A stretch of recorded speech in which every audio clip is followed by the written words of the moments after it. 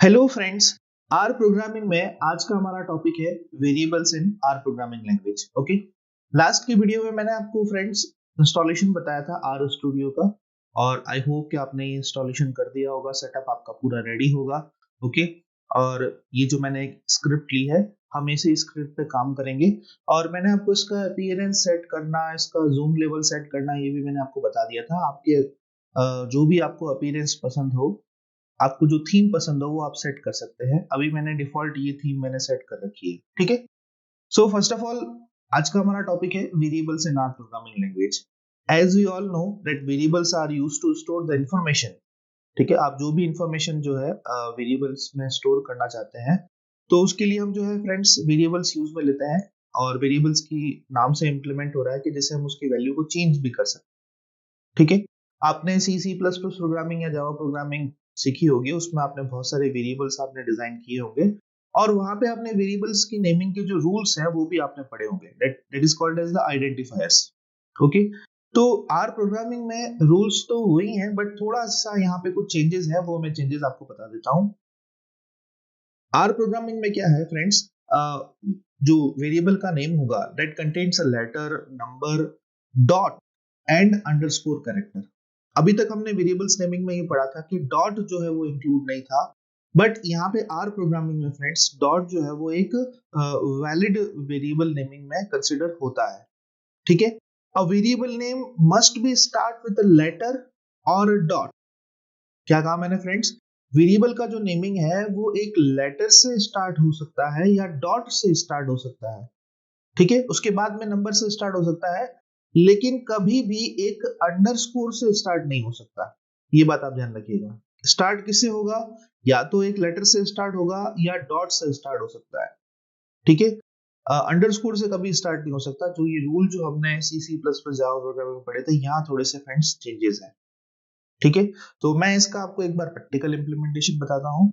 जैसे मान लीजिए मैंने कहा कि वेरिएबल की जो नेमिंग है वो डॉट और किसी एक लेटर से स्टार्ट हो सकती है। जैसे मैंने कहा where अंडरस्कोर नेम, ये मैंने एक वेरिएबल दिया। ठीक है, और इसमें मैंने लेट से कोई एक वैल्यू ट्रांसफर कर दी 10। ठीक है, तो अब मैं इसको एग्जीक्यूट करता हूँ, तो ये एक वैलिड वेरिएबल नेम है where अंडरस्कोर नेम। ठीक है, इसमें कोई प्रॉब्लम वाली बात नहीं है। ओके, अब मैंने आपको कहा कि वेरिएबल नेमिंग में डॉट भी अलाउड है। ठीक है, आप जो स्पेशल सिंबल है डॉट, वो भी आप ले सकते हैं, कोई प्रॉब्लम वाली बात नहीं है। तो मैं इसको अगर एग्जीक्यूट करूं, तो देखिए आउटपुट जो है वहां पे वेर डॉट नेम, ये जो कंसोल पे आपको आउटपुट दिख रहा है, यहाँ पे आ चुका है। और इसकी जो वेरिएबल की जो लिस्टिंग है फ्रेंड्स, ग्लोबल एनवायरमेंट में यहाँ भी आपको शो हो रही है। ठीक है, तो डॉट और अंडरस्कोर आ सकता है, कोई दिक्कत वाली बात नहीं। अब वेरिएबल की नेमिंग मान लीजिए मैं अंडरस्कोर से स्टार्ट करूं, वेर अंडरस्कोर नेम। ठीक है, अंडरस्कोर से मैंने स्टार्ट की है, और इसमें मैं लेट से मैं कोई वैल्यू ट्रांसफर करता हूं और इसको मैं एग्जीक्यूट करता हूं। देखिए यहाँ पे एरर आ गई, एरर अनएक्सपेक्टेड इनपुट इन अंडरस्कोर, ये एक्सेप्टेड नहीं होगा। ठीक है, अब मान लीजिए डॉट और अंडरस्कोर के अलावा मैं मान लीजिए कोई दूसरा स्पेशल सिंबल देता हूं, मान लीजिए एस्टेरिस्क देता हूं। ठीक है, ये हम इसकी टेस्टिंग करके देखते हैं, तो ये भी अलाउड नहीं है, this is not allowable. Dot और अंडरस्कोर के अलावा वेरिएबल नेमिंग में कोई भी स्पेशल सिंबल अलाउड नहीं है, चाहे भले वो एस्ट्रिक हो, हैश हो, ठीक है, एम्परसेंट हो। ठीक है, कोई भी ऐसा special symbol at the rate, वो कुछ भी अलाउड नहीं है डॉट और अंडरस्कोर के अलावा। ठीक है, ओके। अब मैंने आपको रूल बताया कि स्टार्टिंग जो है सिर्फ डॉट से हो सकती है, स्टार्टिंग डॉट से हो सकती है, लेटर से हो सकती है। तो लेटर तो हमने देख लिया, अब मैं आपको डॉट से स्टार्टिंग करके दिखाता हूँ। ठीक है, वेरिएबल नेम डॉट, और इसके अंदर हम एक वैल्यू ट्रांसफर करते हैं। ठीक है, एग्जीक्यूट करता हूं, तो देखिए आप बिल्कुल ये सही बता रहा है, कोई दिक्कत नहीं है, डॉट से स्टार्टिंग हो जाएगी, no problem with that. Okay, now friends, अगर मान लीजिए मैं कोई एक स्टार्टिंग करता हूं एक लेटर से, सॉरी नंबर से। ठीक है, ये मैंने नंबर से स्टार्टिंग करी, तो ये अलाउड नहीं होगा, यहाँ पे एरर आ जाएगी। क्योंकि जैसे कि मैंने आपको कहा कि स्टार्टिंग जो है वो डॉट से हो सकती है, और एक लेटर से हो सकती है, बट इसके अलावा कुछ भी, चाहे भले वो अंडरस्कोर हो, चाहे भले वो कोई एक नंबर हो, उससे स्टार्टिंग नहीं हो सकती है। हाँ, नंबर जो है वो बाद में आ सकते हैं, कोई दिक्कत वाली बात नहीं है। जैसे कि मैंने कहा where अंडरस्कोर नेम, मान लीजिए 5, ये मैंने दे दिया। 5 की पोजीशन कहीं भी हो सकती है, ठीक है, यहाँ हो सकती है, लेकिन फर्स्ट में नहीं हो सकती है। ठीक है, हम एक वैल्यू ट्रांसफर कर लेते हैं, ये देखिए वैलिड है, कोई दिक्कत वाली बात नहीं है। ठीक है, तो आई थिंक फ्रेंड्स आपको जो वेरिएबल नेमिंग के जो रूल्स हैं वो समझ में आ गए होंगे। मैं एक बार फिर से रिपीट कर देता हूं कि आपको जो वेरिएबल की नेमिंग जो है उसमें लेटर्स आ सकते हैं, नंबर्स आ सकते हैं, डॉट आ सकते हैं और अंडरस्कोर आ सकते हैं। और वेरिएबल की जो स्टार्टिंग होगी वो एक लेटर या डॉट से ही हो सकती है, इसके अलावा और कुछ भी अलाउड नहीं है। कोई भी स्पेशल सिंबल अलाउड नहीं है। ठीक है, और ऑब्वियस सी बात है कि कोई भी keywords, keywords basically are the reserve words. ठीक है, रिजर्व वर्ड्स में सिर्फ और सिर्फ सारे जो रिजर्व वर्ड्स हैं वो वेरिएबल नेमिंग में अलाउड नहीं होते हैं। ठीक है, ये तो यूनिवर्सल रूल है, ये हमको पता ही होगा। So friends, these are all the rules for the variable naming. ठीक है, और अब मैं आपको कुछ और एक दो बातें बताना चाहूंगा जो कि आगे हमारे काम आएंगी। मैं आपको बता रहा हूँ that is the assignment of variable. Assignment of variables. ठीक है, अब देखिए फ्रेंड्स कि असाइनमेंट जो है बेसिकली तीन तरीके से हो सकता है। जैसे मान लीजिए मैंने लिखा var1, ठीक है, और पहला ये असाइनमेंट है जिसमें हम क्या करेंगे, लेस देन और हाइफन, ये मैंने आपको बताया था, ये एक वैलिड असाइनमेंट है जिसमें क्या होगा, 10 जो कांस्टेंट है वो var1 में ट्रांसफर हो जाएगा, जैसे कि आप यहाँ पे देख रहे हैं। ठीक है, दूसरा असाइनमेंट हो सकता है इक्वल भी हो सकता है। ठीक है, जैसे मैं कहता हूं var2 10, यहां मैंने इक्वल लगा देना है, ये मैंने इक्वल लगा दिया। ठीक है, जो आप अब तक यूज करते आ रहे हैं। ठीक है, डबल इक्वल लगाएंगे तो वो बेसिकली रिलेशनल ऑपरेटर हो जाएगा। ओके, यहाँ इक्वल भी अलाउड है, तो ये आप देख रहे हैं var2 की जो वैल्यू है वो 10 असाइन हो गई है। ओके, और तीसरा इसका एक तरीका है फ्रेंड्स, वो भी मैं आपको बता देता हूं। जैसे आपने लिखा यहाँ पे 10 लिखा, ठीक है, लिखा आपने 10, और उसके बाद में आपने क्या किया कि जो साइन जो है, डायरेक्शन जो है एरो की, वो आपने चेंज कर दी, अब आपने लिखा var3। ठीक है, तो ये भी अलाउड है। आप देखें var3 की वैल्यू कितनी आ चुकी है, यहाँ पे 10 आ चुकी है। ठीक है, तो ये तीनों ही अलाउड है आर प्रोग्रामिंग में, बट आई स्ट्रांगली रिकमेंड कि आप जो ये फर्स्ट वाला जो है ये यूज करें।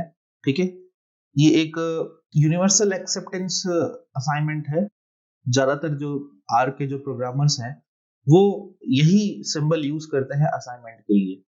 ठीक है, तो ये तीनों ही वैलिड है, कोई जरूरी नहीं है कि ये वैलिड है या नहीं है, but friends I strongly recommend, मैं आपको फिर से कहता हूँ कि आप यही यूज करें।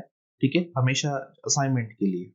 ओके, और प्रिंट के लिए मैंने आपको बता दिया था, बेसिकली प्रिंट फंक्शन है हमारे पास में। ठीक है, आप यहाँ पे कुछ भी जो है वेरिएबल की वैल्यूज कुछ भी, जैसे मैंने कहा var1 की वैल्यू मुझे प्रिंट करवानी है, तो देखिए आप var1 की वैल्यू 10 प्रिंट हो गई है। इसके अलावा फ्रेंड्स हमारे पास में एक कैट फंक्शन भी है, दिस कैट फंक्शन। ठीक है, अब कैट फंक्शन में क्या होता है फ्रेंड्स, मैं आपको बताऊं कि this cat function combines multiple values into a print output. ठीक है, मल्टीपल वैल्यूज को जो है ये होल्ड करके रख सकता है। कैसे, जैसे मैं आपको बताता हूं। मैंने लिखा, मान लीजिए मैंने जो है एक बार इसमें var2 की वैल्यू में चेंज कर देता हूं, मान लीजिए मैं 20 कर देता हूं। ठीक है, ये मैंने 20 कर देता हूं। ओके, ये 20 कर दी। सो var1 जो है उसकी वैल्यू 10 है, var2 की वैल्यू 20 है। ठीक है, ओके, और अब मान लीजिए मुझे var1 और var2 की वैल्यू जो है कंबाइन करवानी है, दोनों को कंबाइन लिखना है। ठीक है, तो मैं क्या करूंगा, var1, ठीक है, var1, और मैं लगाऊंगा यहाँ पे कॉमा।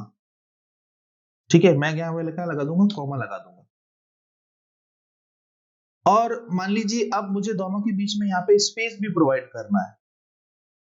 ठीक है, मुझे यहाँ पे दोनों के बीच में स्पेस प्रोवाइड करना है, तो मैंने स्पेस प्रोवाइड कर दिया।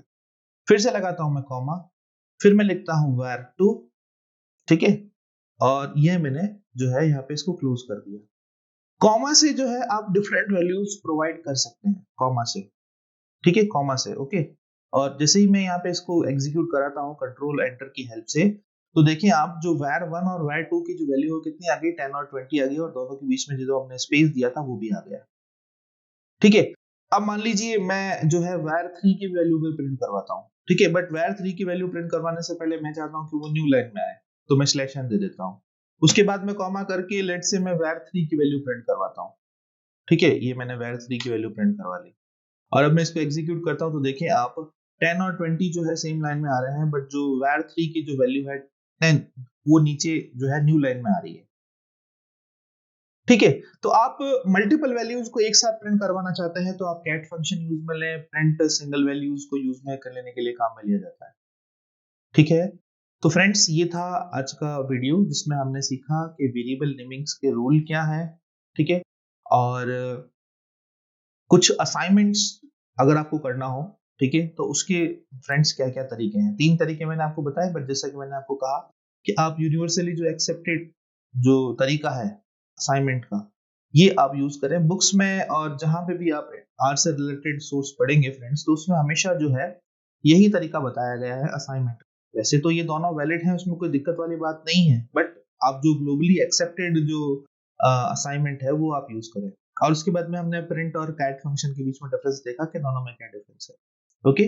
सो फ्रेंड्स आई थिंक इस वीडियो से आपको आज का हमारा जो टॉपिक है variables in R programming language, ये आपको क्लियर हो गया होगा। Thank you so much for watching this video.